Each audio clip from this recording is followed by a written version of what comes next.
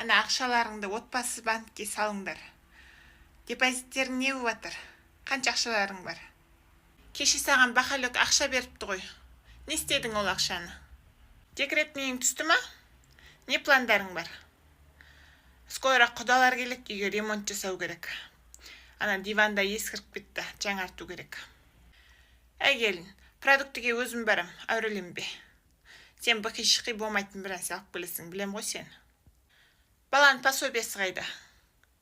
Әкел бер маған. Керегін өзім алып берем. Сен қымбатқа ұрынасың да жүресің. Кеше тойға қанша беріңдер? Не ақып сонша көп бересіңдер? Байсыңдар ма? Не екі туып бір қаған беді? Кеше қаңғыдыңдар. Қанша ақша құрттыңдар? Сол ақшаға одан да үйге бір нәрсе алса болмай ма тегі? Сыртқа шаша бергенше?